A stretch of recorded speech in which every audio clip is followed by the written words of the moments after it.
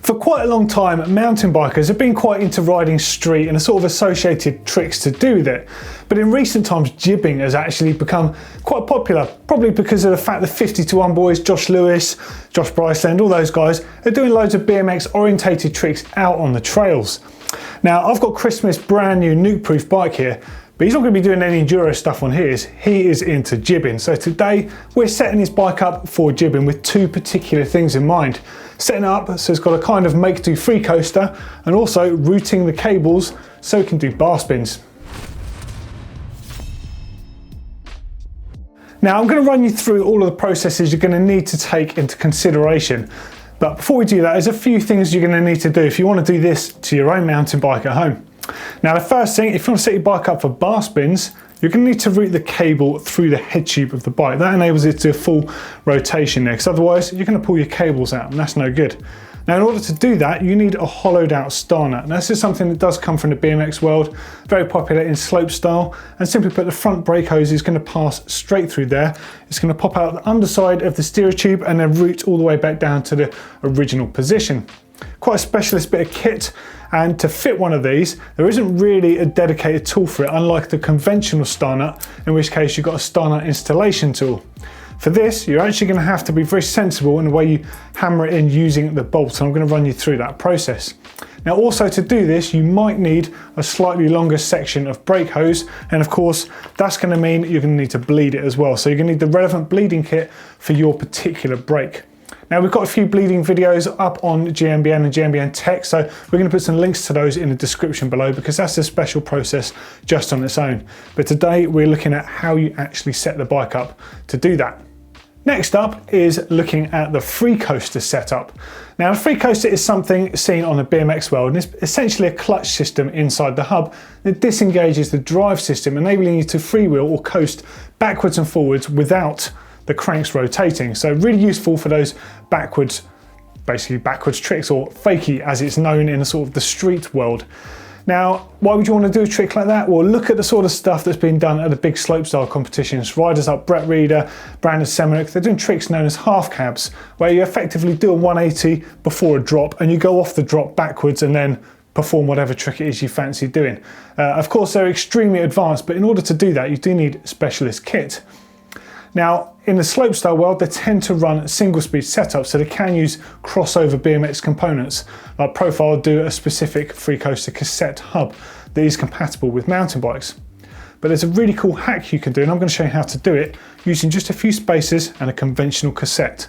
But note, this will not work if you've got an XD style like a SRAM Eagle or any other SRAM style one-piece cassettes. It needs to be a traditional cassette. You can take each component apart, because you're going to need to replace a couple of these sprockets with plain old spacers, and I'll show you exactly why and how to do that.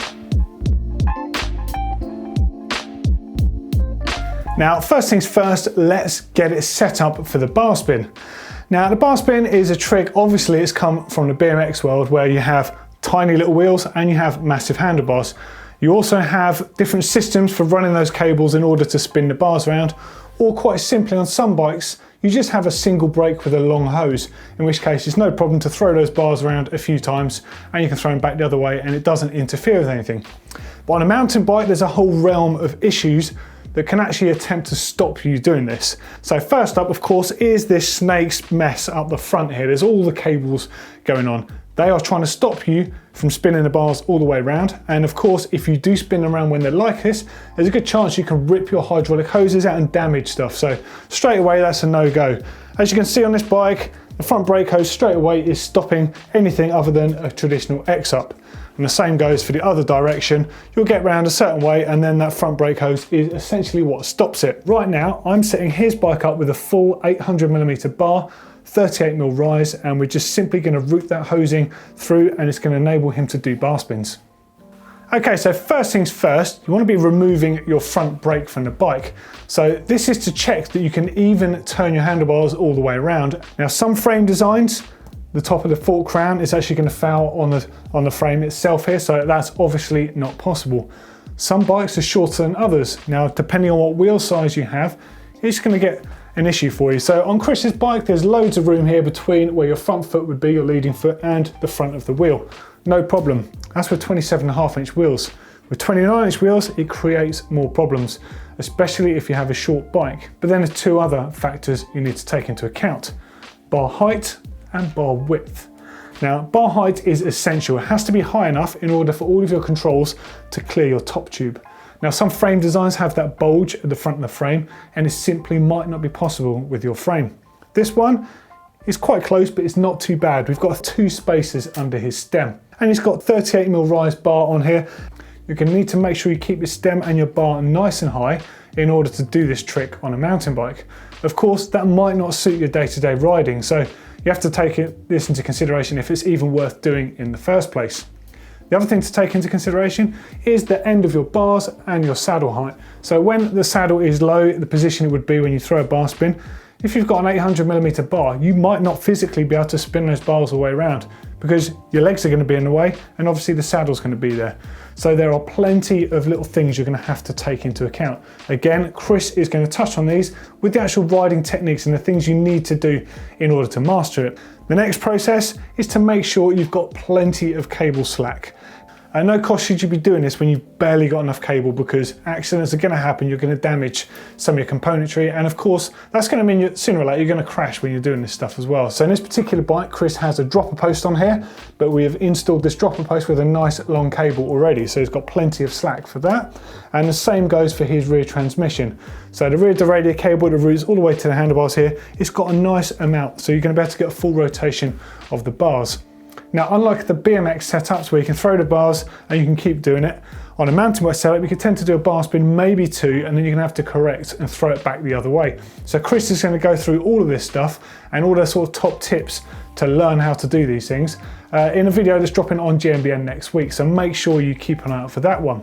If your bike's not geared up for it, simply don't go any further until you're prepared to put your hand in your pocket and get that stuff done. So with that front brake removed, take your front wheel out as well. You're not going to need that at this stage. Then remove, using a 5mm Allen key, the top cap from your stem. Remove that from the bike altogether. And then comes a little bit of a tricky part. Now, the traditional star-fangled nut that sits inside the steerer tube of the bike, it's effectively barbed. It can only go one way. So what this means is you're going to need to hit this all the way out of the other end of your steerer tube. Now, be careful here, because some steerer tubes, they might have plugs in the bottom. Some are tapered to the point that you can't actually get them out the bottom, and that's a no-go. But it does mean you could knock the star nut down in that steerer tube and replace another one on the top. It's not an ideal situation, and I wouldn't recommend doing that, but it does mean you have that option if you insist on doing this process. Best thing to use is an old section of bar that's a non-specific tool. The star nut's not going to be good for use when you've knocked it out anyway, so basically the aim is to punch it out, use a mallet, good firm strokes, get it removed from the bike and bin it for recycling. Now, traditionally when installing star nuts into steerer tubes, you would use a star nut installation tool. Now, there's a couple of different styles of these. This is the older style, they work absolutely fine, and the idea is you screw the star nut onto the tool and then simply you smash it in with a mallet. Now, because of the way the tool is designed, it will get the star nut to the required depth essentially to do its job. Now, unfortunately, these are available with traditional threads on, and these ones have a whopping great thread. So really what you're going to have to do when you install one of these is carefully use the bolt it comes with in order to install it. So you need to be very careful doing this because you don't want to bend it or damage it. Literally use that to tap the star nut into the frame, and you want it to be in there about 6mm or so. So it's not going to move, but it's far enough down to get some good purchase for those threads. Now here comes the slightly more tricky bit of the process. I've actually got a donor brake here. This is one of Neil's spares. I don't know if Chris asked or not, but well, it's one of Neil's spare brakes. It's actually a back brake, so it's got a lot more hose on it. Now, if the existing hose isn't long enough for this process, which I don't think it is in this case, you're going to need to put a new brake hose on. So firstly, you're going to need to disconnect your brake hose from your brake caliper in order to route this through. So before you actually do that, remove the brake pads, make sure they're somewhere where they can't get any oil near them, and the same with the wheel and the disc rotor. You need to make sure these cannot be contaminated, otherwise that's a whole other video on how to basically fix them again afterwards. Again, I'm going to put a link to that underneath this video on the chance that that could happen to you. Now, if you're installing a new cable, this is where you need to remember to get all of the barbs, the olives, all of that stuff in the correct order, because you only get one chance to do this right. Otherwise it becomes a right faff. Now, don't at this stage put the bolt into the star nut. Keep the bolt itself and put the cable through this first before you actually thread it straight in. Otherwise, this can become really hard to find the cable through that hole when you actually go to put it through the threads in the actual star nut itself. It's quite a tricky process, and also you've got to make sure you leave plenty of cable. You're better with too much cable than too little, because if you ever want to adjust the height of your handlebars, we have to remove something to put some grease in. If you've got barely any cable in there, it's not going to allow you to do this. And you also need to pay attention to the cable routing itself. So when the cable comes out the bottom of the head tube, it could get fouled by the tyre under full compression. So you're going to make sure you might need a cable tie depending on your particular routing to keep it onto the crown and make sure it follows down the back of the leg. And of course, when you're actually fully connected, it's all in the right place and you've checked to make sure you've got enough room to spin those bars around, then is the time to bleed your brakes. Of course, bleeding the brake is just the same process as it would be for bleeding a Shimano, Avid, SRAM, whatever your brake is, just follow the same process as usual. Okay, so there you go, the front brake is set up, is routed through that steerage tube, through that hollow cap there, basically enabling bar spins. Now, just to clarify a few points on this, you're probably going to need to bleed your brakes. So again, I'm going to throw that video link underneath this very video. You're going to need to get one of those hollow star nut and bolt combinations, get them online, get them on various different bike shops, stuff like that. And of course, you're probably going to need to get yourself a new section of hose. Obviously, in this case, I butchered a section of hose from another old back brake, but still needed to bleed it, still needed to put new olives and barbs and all that sort of stuff onto the brakes themselves. And I've obviously left enough here, as you can see, that it caters for any sort of margin of error. And I've actually left it a bit loose on the underneath here so Chris can sort of just tailor the setup to his preference. And of course, he's going to run you through that out on the trails next week. Now, just another thing to mention before moving on to the sort of the Freecoaster system is a bit of protection for your cranks and bottom bracket.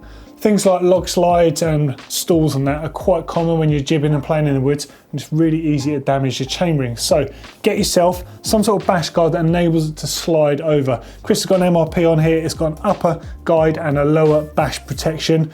It fits directly onto the frame, onto the ISCG mount site. You can also get adapters, and there's various different systems available. Loads of options on the market, E13, MRP, etc. So make sure you get one of those, at the very least, just a bash guard for the bottom there. Really, really essential for those sort of tricks. But now we're going to move on to the back of the bike and this Freecoaster system. Now, what is a Freecoaster? So at the beginning of the video, we explained that Freecoaster is a system that decouples effectively the action of pedaling from the transmission. So what that means is you can go backwards without pedaling. Now, when doing 180s or any sort of fakie trick where you're going backwards, conventionally on a mountain bike, you're restricted to the conventional style, which will be allowing the pedals to go backwards as the wheels come round, like so. And it looks like you're pedaling backwards, but you're not. You're just allowing the pedals to go backwards while you're doing it. Now, free coasting essentially decouples it, so you have a freewheeling action when the wheel goes front and backwards, which enables you to go backwards without pedaling. So it's a really, really cool way of incorporating new tricks. Of course, having all this system on the back of the bike kind of gets in the way of that. Now, we're aware that there are some prototypes in development. You might have seen some on some of the 50-to-1 guys' bikes, seeing them in action, but there's another way you can get a similar effect by using your standard cassette. Now, Chris's cassette on here is a SRAM Eagle cassette. It's made of a single piece, so that's not really the job that we're going to need for this. What you need is a cassette where you can take out the individual sprockets, and you're going to take two out, and we're going to replace them with spacers, enabling the chain to pass over those spacers, effectively decoupling the transmission basically from the back of the bike there.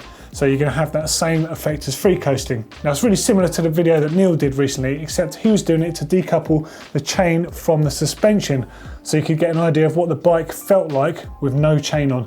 Of course, that was something talked about after World Cup rounds when Aaron Gwynn snapped his chain and still managed to win, of course. And he commented off camera at the bottom, but it was caught, him saying, man, the suspension felt really good on that bike with no chain.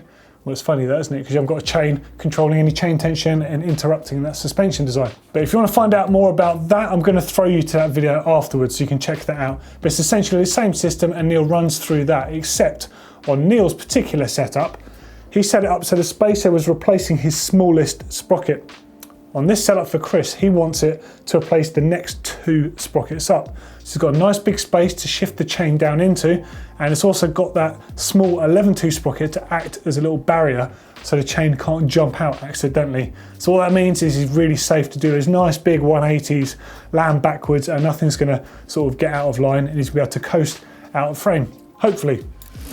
So this is a really cool little hack, but it's something you really need to remember about this. So firstly is when you're performing this trick, you obviously need to remember what gear it is so you can shift it into it so you're ready, so it's a blank pedaling bike, a free coasting bike, and then you perform your trick. But it's essential that you don't accidentally shift into this and try and pedal, because if you do that, you're going to throw all your weight forwards and you're going to go over the bars. Now, when you're learning free coaster based tricks, if you can already do a 180 on a bike without a free coaster, the first time you use a free coaster, it's going to be really odd because you'll be used to landing and having the tension on the pedals. When you land with the free coaster system, there's nothing there. So I've had it before when I was learning them. In fact, Chris taught me these years back, doing a 180 with a free coaster, and I actually went over the handlebars going backwards because I was so prepared for the pedals to take me backwards, as it were, that I had tension and it wasn't there. And I basically went straight over the bars whilst going backwards. So you've got to be prepared for all this stuff, but that's all the fun part of learning. And Chris is going to take you into that in the video. But I'm just going to demonstrate to you how this works. So at the moment, as you can see, 3 wheels backwards and it pedals forwards. Now, if I just change it onto the blank sprocket here, we'll see what effect that has.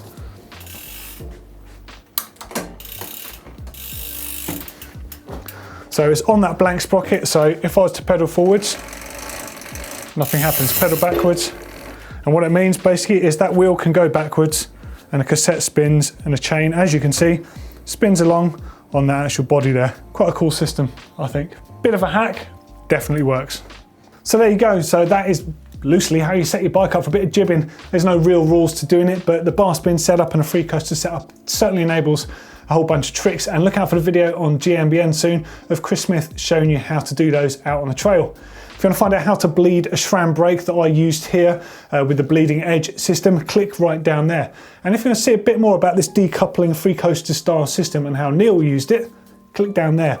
As always, if you love GMBN tech, give us a thumbs up and please don't forget to subscribe if you haven't already done so.